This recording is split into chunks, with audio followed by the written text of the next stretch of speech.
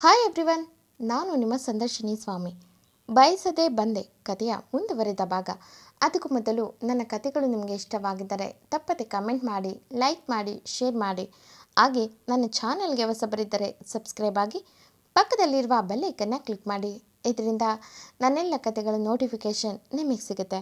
So ಬನ್ನಿ ಕಥೆಯ ಮುಂದುವರೆದ ಭಾಗನ ನೋಡೋಣ. ಎಪಿಸೋಡ್ 97. ಇಂದಿನ ಸಂಚಿಕೆಯಲ್ಲಿ ಆರ್ಯನ್ಗೆ ಚಂದು ಪರಿಸ್ಥಿತಿ ಗೊತ್ತಾಗ್ತಿತ್ತು. ಅವನಿಗೆ ಪ್ರತಿಕ್ಷಣ ಉಸಿರು ಕ್ಷೀಣಿಸ್ತಿದೆ ಎಂದು ಅರಿತು ಡಾಕ್ಟರ್ ಕೊಟ್ಟ ಇಂಜೆಕ್ಷನ್ ಸಹಾಯದಿಂದ ಸ್ವಲ್ಪ ಮಟ್ಟಿಗೆ ಉಸಿರಾಡೋಕ್ಕೆ ಸಹಾಯ ಆಗ್ತಿತ್ತು ಅವನಿಗೆ. ಅದಾಗಲೇ ದೇವರಾಜ್ ಅವರು ಆರ್ಯನ್ ಕಂಡೀಷನ್ ಬಗ್ಗೆ ತಿಳಿಸಿ ವಂಶಿ ಅವ್ರಿಗೆ ಫೋನ್ ಮಾಡಿದರು. ಮುಂದೆ ವಂಶಿ ಇಡೀ ಫ್ಯಾಮಿಲಿ ಬಂದು ಅವನನ್ನು ನೋಡುವಾಗ ಅವನು ಅವನ ತಂದೆಗೆ ಒಂದು ಬೇಡಿಕೆ ಇಟ್ಟ. ಏನಂದರೆ ನನ್ನ 2 ಕಿಡ್ನಿ ಚಂದನಾಗೆ ಕೊಡಬೇಕು ಎಂದು.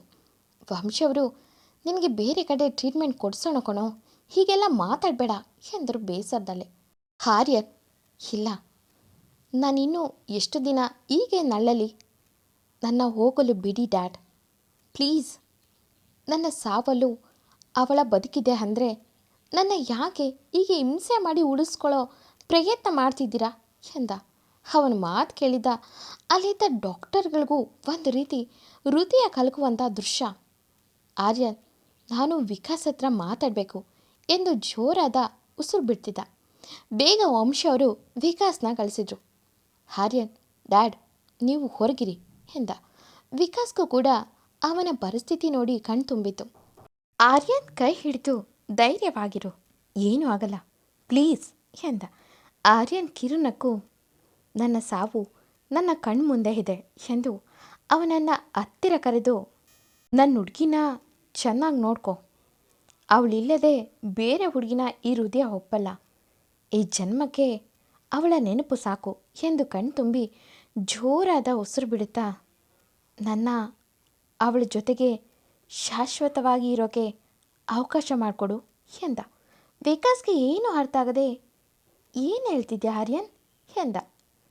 ಆರ್ಯನ್ ನಗುತ್ತಾ ಹೆದರಬೇಡ, ನನ್ನ ಹುಡುಗಿ ಜೊತೆ ಅವಳಿರುವವರೆಗೂ ನಾನು ಶಾಶ್ವತವಾಗಿ ಉಳಿಯುತ್ತೇನೆ, ನನ್ನ 2 ಕಿಡ್ನಿ ಅವಳಿಗೆ ಕೊಡಿಸು, ಅವಳ ಜೊತೆ ಹಾಗಾದರೂ ನಾನು ಶಾಶ್ವತವಾಗಿ ಉಳಿತೀನಿ ಎಂದು ಜೋರಾದ ಉಸಿರು ಬಿಡುತ್ತಾ ವಿಕಾಸ್ ಕೈಗಳನ್ನು ಗಟ್ಟಿಯಾಗಿಡಿದು ಈ ಟೈಮ್ನಲ್ಲಿ ಯಾರೂ ಡೋನರ್ಗಳು ಸಿಗಲ್ಲ, ನನ್ನ ಮಾತು ಕೇಳು, ನನಗೆ ಅವಳಿಲ್ಲದೆ ಪ್ರತಿಕ್ಷಣ ಸಾಯೋದಕ್ಕಿಂತ ಹೀಗೆ ಒಂದು ಸಲ ನನ್ನ ಉಸಿರು ನಿಂತರೂ ಅವಳ ಜೊತೆಗೆ ಇರ್ತೀನಿ, ಪ್ಲೀಸ್ ನನಗೆ ಈ ನೋವಿಂದ ಮುಕ್ತಿ ಕೊಡಿಸ್ತೀಯಾ ಪ್ಲೀಸ್ ಎಂದ. ವಿಕಾಸ್ ಕಣ್ಣೀರು ಆರ್ಯನ್ ಕೈ ಸೋಕಿತ್ತು. ಎಂಥ ಪ್ರೇಮಿ ಇವನು ಅಂತ. ಆರ್ಯನ್ ಕಣ್ಣೀರು ಹೊರಗೆ ಎರಿಸುತ್ತಾ ಲೋ ನನ್ನ ಹುಡುಗಿ ಚೆನ್ನಾಗಿ ನೋಡ್ಕೋ, ನಿನ್ನ ನಂಬಿ ಬಿಟ್ಟೋಗ್ತಿದ್ದೀನಿ, ಈ ಜನ್ಮಕ್ಕೆ ಅಷ್ಟೇ ನಿನ್ಗವಳು, ನೆಕ್ಸ್ಟ್ ಟೈಮ್ ನಿನಗಿಂತ ಮೊದಲೇ ನಾನೇ ಅವಳನ್ನು ಮದುವೆ ಆಗ್ತೀನಿ, ಗೊತ್ತಾಯ್ತಾ ಎಂದ. ಆ ನೋವಲ್ಲೂ ಕಿರುನಕ್ಕು. ಅದನ್ನು ನೋಡಿದ ವಿಕಾಸ್ ಆರ್ಯ ಹೀಗೆಲ್ಲ ಮಾತಾಡಬೇಡ ಶ್ ಎಂದ. ಆರ್ಯನ್ ನನಗೆ ಕೊನೆ ಸಲ ನನ್ನ ಹುಡುಗಿ ಮುಖ ತೋರಿಸು ಎಂದ. ವಿಕಾಸ್ ಡಾಕ್ಟರ್ ಪರ್ಮಿಷನ್ ತಗೊಂಡು ಚಂದು ಮುಖ ತೋರ್ಸೋಕ್ಕೆ ಕರ್ಟನ್ ಸರಿಸಿ ತೋರಿಸ್ದ. ಚಂದುಗೆ ಆಕ್ಸಿಜನ್ ಮಾಸ್ಕ್ ಹಾಕಿ ಟ್ರೀಟ್ಮೆಂಟ್ ಕೊಡ್ತಿದ್ರು. ಅವಳಿಗೆ ಇನ್ನೂ ಕೆಲವು ಟೆಸ್ಟ್ಗಳಿದ್ದ ಕಾರಣ ಅವಳನ್ನು ಇನ್ನೂ ಬೇರೆ ವಾರ್ಡ್ಗೆ ಶಿಫ್ಟ್ ಮಾಡಿರಲಿಲ್ಲ.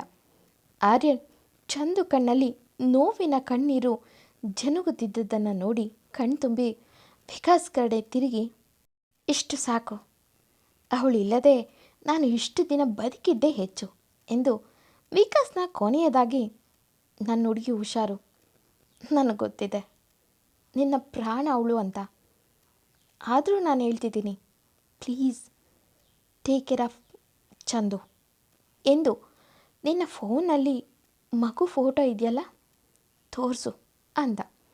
ವಿಕಾಸ್ ಮಗು ಮುಖ ತೋರಿಸ್ದ. ಆರ್ಯನ್ ಚಂದು ಮಗು ಎಂದು ಪಕ್ಕದಲ್ಲೇ ಚಂದು ಕೂಡ ನಗ್ತಿರೋದನ್ನು ನೋಡಿ ಅದ್ರ ಮೇಲೆ ಬೆರಳಾಡಿಸಿ ಯಾವತ್ತೋ ಹೋಗಬೇಕಾಗಿದ್ದೋ ಜೀವ, ಮೋಸ್ಟ್ಲಿ ನಿನ್ನ ಜೊತೆಗೆ ಇರಬೇಕು ಅಂತಾನೆ ಇನ್ನೂ ಈ ಜೀವ ಉಳಿದಿತ್ತು ಅನಿಸುತ್ತೆ ಎಂದು ಕಣ್ತುಂಬಿ ನನ್ನ ವಿಷಯ ಅವಳಿಗೆ ಕೊನೆವರೆಗೂ ಗೊತ್ತಾಗಬಾರ್ದು ಎಂದು ನಮ್ಮ ಡ್ಯಾಡ್ನ ಕರಿ ಎಂದು ವಂಶಿ ಅವರನ್ನು ಕರೆಸಿ, ಡ್ಯಾಡ್, ನನಗೆ ಇನ್ನೂ ಬದುಕೋಕ್ಕಾಗ್ತಿಲ್ಲ, ಕಳಿಸ್ಕೊಡಿ ಡ್ಯಾಡ್, ನಾನು ಚಂದು ಜೊತೆಗೆ ಇರ್ತೀನಿ ಪ್ಲೀಸ್ ಎಂದ. ವಂಶಿಯವರು ವಿಕಾಸ್ ಮುಖ ನೋಡಿದ್ರು. ನಿನಗೆಲ್ಲ ಗೊತ್ತಾ ಎನ್ನುವಂತೆ. ವಿಕಾಸ್ ಕಣ್ಣಲ್ಲೇ ಎನ್ನುವಂತೆ ಅವರ ಭುಜ ಹಿಡಿದು, ಸಾರಿ ಅಂಕಲ್ ಎಂದ. ವಂಶಿಯವರು ವಿಕಾಸ್ನ ತಬ್ಬಿ, ಸಾರಿ ಯಾಕೆ ಹೇಳ್ತೀಯಾ, ಅಂಥ ಹುಡುಗಿ ಹೆಸರು ಇವನ ಹಣೆಯಲ್ಲಿ ಬರ್ದಿಲ್ಲ ದೇವರು ಎಂದು ಮಗನನ್ನು ಕೊನೆ ಬಾರಿ ಮುದ್ದಾಡಿ, ಸಾರಿ ಕಣೋ, ನನಗೆ ನೀನು ಆಸೆ ಪಟ್ಟಿದ್ದನ್ನು ಕುಡಿಸೋಕ್ಕೆ ಆಗಲಿಲ್ಲ ಎಂದು ಕಣ್ಣೀರಾಗ್ತಾರೆ. ವಿಕಾಸ್ಗೆ ಅಲ್ಲಿರೋಕ್ಕಾಗಲಿಲ್ಲ. ವಂಶಿಯವರು ಮುಂದಿನ ಫಾರ್ಮಾಲಿಟೀಸ್ ಮುಗಿಸಿ ಎಂದು ಡಾಕ್ಟರ್ಗೆ ಹಳೆ ತಲೆ ಹೇಳ್ತಾರೆ. ಡಾಕ್ಟರ್ ಅವರ ಬಳಿ ಸೈನ್ ತಗೊಂಡು ಆರ್ಯನ್ನ ಆಪರೇಷನ್ ಥಿಯೇಟರ್ಗೆ ಕರ್ಕೊಂಡು ಹೋಗುವಾಗ ಇಡೀ ಫ್ಯಾಮಿಲಿನೇ ಅವನನ್ನು ನೋಡಿ ಹೇಳುತ್ತೆ. ಅವನ ಕಣ್ಣು ಮಾತ್ರ ಚಂದು ಮೇಲೇ ಇತ್ತು. ಆರ್ಯನ್ ಆಕ್ಸಿಜನ್ ಮಾಸ್ಕ್ ತೆಗೆದು ಚಂದು ಕಡೆ ನೋಡಿ ಜೋರಾದ ಉಸಿರು ಬಿಟ್ಟ. ಅಷ್ಟೇ. ಅವನ ಸ್ಟ್ರೆಚರ್ ಮೂವ್ ಆಗ್ತಿದ್ದಂತೆ ಅವನ ಉಸಿರು ನಿಂತಿತ್ತು. ಡಾಕ್ಟರ್ಗಳು ಅಲ್ಲೇ ಎಷ್ಟೋ ಪ್ರಯತ್ನ ಮಾಡಿದ್ರೂ ಅವನನ್ನು ಉಳಿಸ್ಕೊಳ್ಳೋಕ್ಕಾಗಲಿಲ್ಲ. ವಿಕಾಸ್ ಎಲ್ಲ ಅವನನ್ನು ನೋಡಿದ್ರೆ ಅವನ ಕಣ್ಣು ಚಂದು ಮೇಲೆ ನೆಟ್ಟಿತ್ತು. ಎಲ್ಲರೂ ಅವನೆಂಥ ಪ್ರೇಮಿ ಇರಬೇಕು ಎಂದುಕೊಂಡರೆ ವಿಕಾಸ್ ಕೂಡ ಮನಸ್ಸಲ್ಲಿ ಶಿವನ ಪ್ರೀತಿ ನೋಡಿ ಜಲಸ್ ಫೀಲ್ ಆಗ್ತಿತ್ತು. ವಿಕಾಸ್ ಫ್ಯಾಮಿಲಿಗೂ ಕೂಡ ಈಗಾಗಲೇ ಅವನ ಬಗ್ಗೆ ಗೊತ್ತಾಗಿತ್ತು, ಅವನು ಚಂದುನ ಪ್ರೀತಿಸ್ತಿದ್ದ ಎಂದು. ಬಟ್ ಪ್ರಾಣನೇ ಕೊಡುವಷ್ಟು ಅಂತ ತಿಳಿದು ಈ ಹುಡುಗ ಬದುಕಬೇಕಿತ್ತು ಎಂದುಕೊಂಡರು. ಆರ್ಯನ್ನ ಓಟಿಗೆ ಶಿಫ್ಟ್ ಮಾಡಿ ಅವನ ಆಸೆಯಂತೆ ಅವನೆರಡು ಕಿಡ್ನಿನ ಚಂದಗೆ ಟ್ರಾನ್ಸ್ಫರ್ ಮಾಡಿದ್ರು. ಆರ್ಯನ್ ಬಾಡಿ ಪಡೆದ ಇಡೀ ವಂಶಿ ಫ್ಯಾಮಿಲಿ ಬ್ಯಾಂಗ್ಳೂರಿಗೆ ಬಂದಿದ್ರು. ಆರ್ಯನ್ ಅಂತ್ಯಕ್ರಿಯೆಗೆ ವಿಕಾಸ್ ಮತ್ತು ದೇವರಾಜ್ ಕೂಡ ಹೋಗಿದ್ರು. ಕೊನೆಯಲ್ಲೂ ಚಂದು ಫೋಟೋನ ಅವನ ಮುಷ್ಟಿಯಲ್ಲಿ ಬಿಗಿಯಾಗಿ ಬಂಧಿಸಿಡಿದಿದ್ದ. ಅದನ್ನು ಕಷ್ಟಪಟ್ಟು ತೆಗೆದು ನೋಡಿದ ವಂಶಿ ಅಳು ಬಿಟ್ಟರೆ ಬೇರೇನೂ ಇಲ್ಲ. ಎಲ್ಲ ಕಾರ್ಯ ಮುಗಿಸ್ಕೊಂಡು ಚಂದು ಇದ್ದಲ್ಲಿಗೆ ಬಂದಿದ್ರು. ಈಗ 3 ದಿನದ ಕಾರ್ಯಕ್ಕೆ ಬಂದಿದ್ರು. ವಿಕಾಸ್ ಕಣ್ತುಂಬಿ, ಸಾರಿ ಆರ್ಯನ್, ನಿನ್ನ ತ್ಯಾಗ ನನ್ನ ಹೆಂಡತಿಗೆ ಹೇಳಬೇಕು ಎಂದುಕೊಂಡೆ, ಆದರೆ ಅವಳು ಜೀವನ ಪೂರ್ತಿ ಕೊರಗೋ ಥರ ಹಾಗಾಗಬಾರ್ದು, ಅದಕ್ಕೆ ಇದೊಂದು ವಿಷಯ ಮುಚ್ಚಿಡ್ತಿದ್ದೇನೆ ಎಂದು ಅವನ ಮುಂದೆ ಕೈ ಮುಗಿದು ನಿಂತು ಹೂವು ಹಾಕಿ ನಗುತ್ತಿದ್ದ ಅವನ ಮುಖ ನೋಡಿಕೊಂಡು ನಿಂತ. ಆರ್ಯನ್ ಅನ್ನೋ ಒಬ್ಬ ಪ್ರೇಮಿ ತಾನು ಪ್ರೀತಿಸಿದ ಹುಡುಗಿಗೆ ಉಸಿರಾಗಿ ತನ್ನ ಪ್ರಾಣ ಕೊಡುವಾಗಲೂ ಸಾರ್ಥಕತೆಯಲ್ಲಿ ಹೋಗ್ತಾನೆ. ಚಂದು ಮದುವೆಯಾಗಿಂದನೂ ಅವನ ಹೃದಯ ಆಗಾಗ ಬಡಿಯೋದೇ ನಿಲ್ಲಿಸ್ತಿತ್ತು. ಹೇಗೋ ಉಳಿಯುತ್ತಿದ್ದ. ಬಟ್ ಈ ಬಾರಿ ಪೂರ್ತಿಯಾಗಿ ಸಾಕಾಗಿದೆ ನನಗೆ ಎಂದು ನಿಲ್ಲಿಸಿಬಿಟ್ಟಿದೆ. ಕೊನೆಗೂ ಆರ್ಯನ್ ಚಂದು ಜೊತೆಗೆ ಶಾಶ್ವತವಾಗಿ ಉಳಿತಾನೆ. ಇದೇ ಅಲ್ವಾ ನಿಜವಾದ ಪ್ರೀತಿ. ವಿಕಾಸ್ ಫ್ಯಾಮಿಲಿ ಪೂರ್ತಿ ಆರ್ಯನ್ ಆತ್ಮಕ್ಕೆ ಶಾಂತಿ ಕೋರಿ ಅಲ್ಲಿಂದ ವಾಪಸ್ ಚಂದು ಇದ್ದ ಹಾಸ್ಪಿಟಲ್ಗೆ ಬರ್ತಾರೆ. ಅಷ್ಟೊತ್ತಿಗೆ ಮಗು ಸ್ವಲ್ಪ ಮಟ್ಟಿಗೆ ಗೆಲುವಾಗಿತ್ತು. ಆಗಾಗ ಚಂದು ಮುಖ ನೋಡುತ್ತಾ ಅಲ್ಲೇ ಸ್ವಲ್ಪ ಹೊಟ್ಟೆಗೆ ತಿಂದು. ಚಂದು ಕೂಡ ಮಗು ಮುಖ ನೋಡಿ ನೋವ ಮರೆತು ಸುಧಾರಿಸಿದ್ಲು. ವಿಕಾಸ್ ಬಂದಾಗ ಸಂಜೆ ಆಗಿತ್ತು. ಹೆಂಡತಿ ಮಗು ನೋಡಿದವನ ಮನಸ್ಸಿಗೆ ಏನೋ ಒಂದು ನೆಮ್ಮದಿ. ಆದರೂ ವಿಕಾಸ್ ಮನಸ್ಸಲ್ಲಿ ಚಂದುನ ನೋಡಿದಾಗೆಲ್ಲ ಗಿಲ್ಟ್ ಕಾಡೋದು. ಅವತ್ತು ಅವಳ ಕೈಯ ಬಿಡಬಾರ್ದಿತ್ತು. ಅವಳೇ ನನ್ನ ಪ್ರಾಣ ಎನ್ನೋ ನಾನು ನನ್ನ ಕಣ್ಮುಂದೆನೇ ಅಂಥ ದೊಡ್ಡ ಪ್ರಪಾತಕ್ಕೆ ಬೀಳ್ತಿದ್ದವಳನ್ನು ಕಾಪಾಡ್ಕೊಳ್ಳೋಕ್ಕೆ ಆಗಲಿಲ್ಲ ಎಂದು. ಚಂದುಗೆ ಹಾಗೆ ಆಕ್ಸಿಡೆಂಟ್ ಮಾಡಿಸಿದ್ದು ಯಾರು ಅಂತ ಗೊತ್ತಾಗಿತ್ತು. ಬಟ್ ಈ ಬಾರಿ ವಿಕಾಸ್ ಪರ್ಸ್ನಲಿ ರಿವೆಂಜ್ ತೀರಿಸ್ಕೊಂಡಿದ್ದ. ಬಟ್ ಈಗ ಹುಡುಗ ತುಂಬ ಚಾಲಾಕಿ. ಶ್ರೀಮಂತರ ದುಡ್ಡು ಎಲ್ಲ ಕೇಸ್ನ ಮುಚ್ಚಾಕಿಸಿತ್ತು. ರಾಹುಲ್ ಕೂಡ ಈ ಬಾರಿ ಸಾಥ್ ಕೊಟ್ಟಿದ್ದ. ಕಾರಣ ಆ ವ್ಯಕ್ತಿ ಬೇರೆ ಯಾರೂ ಅಲ್ಲ, ರಾಜಪ್ಪ ಧನ್ರಾಜ್ ಆಗಿದ್ದ. ಮಗನ ಸಾವಿನ ಬಗ್ಗೆ ತಿಳಿದು ವಿಕಾಸ್ ಬಗ್ಗೆ ವಿಚಾರಿಸಿದಾಗ ಅವನಿಗೆ ಅವನ ಹೆಂಡತಿ ಅಂದರೆ ತುಂಬ ಇಷ್ಟ ಎಂದು ತಿಳಿದು ಈ ಬಾರಿ ವಿಕಾಸ್ ಮೇಲೆ ಅಟ್ಯಾಕ್ ಮಾಡೋ ಥರ ಮಾಡಿ ಚಂದನ ಟಾರ್ಗೆಟ್ ಫಿಕ್ಸ್ ಮಾಡಿದ್ದ. ವಿಕಾಸ್ ಸುಮ್ಮನೆ ಮುಟ್ಟಿದವ್ರನ್ನ ಬಿಟ್ಟಿಲ್ಲ, ಮೂಲೆಗಾಕಿ ರುಬ್ಬಿದ್ದ. ಈಗ ಅವಳನ್ನು ಸಾಯಿಸೋ ಪ್ಲ್ಯಾನ್ ಮಾಡಿದ್ದ ಅಂದರೆ ಬಿಡ್ತಾನ? ರಾಜಪ್ಪ ಅಂತ ಗೊತ್ತಾದ ಮರುಕ್ಷಣನೇ ಕಬ್ಬಿಣದ ರ್ಯಾಡ್ನಲ್ಲಿ ತಲೆಗೆ ಚೆನ್ನಾಗಿ ಹೊಡೆದು ಚಂದುವಿಂದ ದೂರಾದ ದಿನಗಳಲ್ಲಿ ಅವನು ಪಟ್ಟ ನೋವನ್ನೆಲ್ಲ ಅವನಿಗೆ ಹೊಡೆದೇ ತೀರಿಸ್ಕೊಂಡಿದ್ದ. ರಾಜ್ ಅಪ್ಪನಿಗೆ ರಿಯಲ್ ಎಸ್ಟೇಟ್ನಲ್ಲಿ ಆಗದವರಿಗೆ ಅವನಿರುವ ಸ್ಥಳ ಹೇಳಿ ಅವನನ್ನು ಮುಗಿಸಿದ್ದ. ಎಲ್ಲ ಪೊಲೀಸ್ನವರು ಒಂದೇ ಥರ ಇರಲ್ಲ, ಬಟ್ ಕೆಲವರು ದುಡ್ಡಿಗಾಗಿ ಕರ್ತವ್ಯ ಮರೆತು ದೊಡ್ಡವರ ಬಳಿ ಕೈ ಚಾಚ್ತಾರೆ. ಈಗ ಆ ಮುಗಿಸಿದ ಆ ದೊಡ್ಡ ವ್ಯಕ್ತಿಗಳು ಮಾಡಿದ್ದು ಅದನ್ನೇ. ವಿಕಾಸ್ ಎಂದು ಯಾರ ತಂಟೆಗೂ ಹೋಗಲ್ಲ, ಬಟ್ ಯಾರಾದರೂ ತನ್ನ ತಂಟೆಗೆ ಬಂದರೆ ತನ್ನ ಬುದ್ಧಿ ಉಪಯೋಗಿಸಿ ಅವರನ್ನು ಮುಗಿಸುವ ಚಾಲಾಕಿ ನಮ್ಮ ಹುಡುಗ. ಸಂಜೆಗೆ ಸ್ವಲ್ಪ ನೀರು ಕೊಡೋಕೆ ಹೇಳಿದ ಡಾಕ್ಟರ್ ಹತ್ರ ನಾವು ಮೈಸೂರಿಗೆ ಶಿಫ್ಟ್ ಮಾಡ್ಬೋದಾ ಎಂದು ಕೇಳಿದ. ಡಾಕ್ಟರ್ ಇಲ್ಲ, ಇನ್ನು 1 ವಾರ ಇಲ್ಲೇ ಇರಿ ಎಂದರು.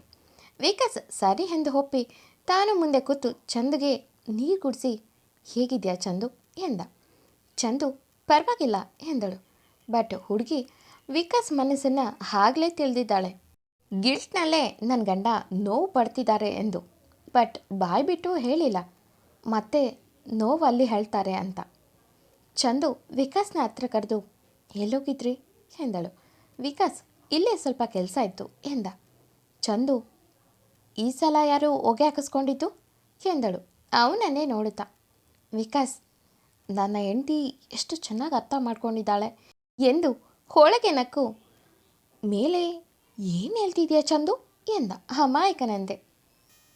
ಆರ್ಯನ್ ಪಾತ್ರನ ಹೀಗೆ ಹೆಣ್ಣು ಮಾಡಿದ್ದಕ್ಕೆ ಸಾರಿ ಎಲ್ರಿಗೂ. ಇದು ಮೊದಲೇ ನಿರ್ಧಾರ ಮಾಡಿದ್ದು.